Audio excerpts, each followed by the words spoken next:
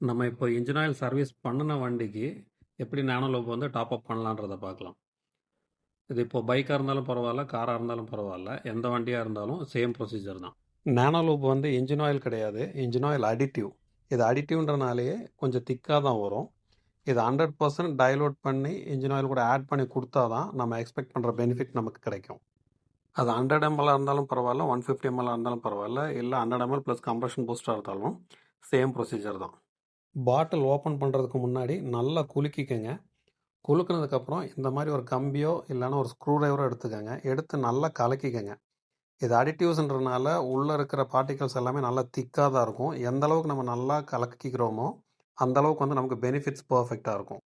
அடிட்டிவ்ஸில் இருக்கிற nano particles ப்ராப்பராக engine oil கூட டைலூட் ஆனால் தான் இதோட ஆக்சுவல் பெனிஃபிட்டான மைலேஜ் இம்ப்ரூவ்மெண்ட்டு, இன்ஜின் ஸ்மூத் பண்ணுறது, கார்பன் டெபாசிட்டை க்ளீன் பண்ணுற வேலை, ஃப்ரிக்ஷனை குறைச்சி இன்ஜின் ஹீட் ஆகிறத கம்மி பண்ணுறது மூலமாக இன்ஜின் ஆயில் ஹீட் ஆகிறது கம்மியாகும். இன்ஜின் ஆயில் ஹீட் ஆகிறது கம்மியாகிறதுனால இன்ஜின் ஆயில் பேர்னிங் குறையும். இன்ஜின் ஆயில் பேர்னிங் குறையிறதுனால உள்ளே வந்து தார் மாதிரி ஸ்லட்ஜஸ் ஃபார்ம் ஆகும். அதுவும் குறையும் நமக்கு. இப்போ நல்லா டைல்யூட் பண்ணி வச்சுருக்கிற நானோ லூபை நம்ம இன்ஜின் ஆயில் கூட ஆட் பண்ணிக்கோங்க. அது காராக இருந்தாலும் பைக்காக இருந்தாலும் சேம் ப்ரொசீஜர் தான். காரில் அப்படின்ற டைமு நீங்கள் அந்த பாட்டிலை கமுத்தி வச்சிட்டிங்கனாலும் போதும். ஒரு 2 to 3 மினிட்ஸ் எடுக்கும் ஃபுல்லாகவே ட்ரைன் ஆகி வர்றதுக்கு. 3 லிட்டர் இன்ஜின் ஆயில் கெப்பாசிட்டி இருக்கிற வண்டிக்கு நம்ம வெறும் 100 ml நானோ லூப் தான் கொடுக்குறோம்.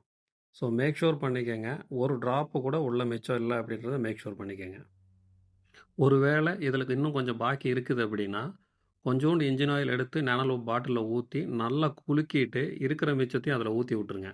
நானோ லூப் க்ளீன் பண்ண டஸ்ட் பார்ட்டிகல்ஸ் அதேமாரி ஸ்லட்ஜஸ் எல்லாமே வந்து உங்களுடைய இன்ஜின் ஆயில் ஃபில்டரில் வந்து ஸ்டே ஆகிருக்கும். அதனால் 2 வீலர்ஸ் வந்து ஒரு 700 கிலோமீட்டருக்கு அப்புறமும் 4 வீலர்ஸ் வந்து ஒரு 2000 கிலோமீட்டர்ஸ்க்கு அப்புறம் இன்ஜின் ஆயில் ஃபில்டரை கண்டிப்பாக மாற்றி கொடுங்க.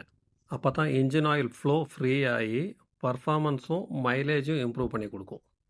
நானோ லூப் ஆட் பண்ணதுக்கப்புறம் இன்ஜின் ஆயில் கேப்பை ப்ராப்பராக லாக் பண்ணிக்கோங்க.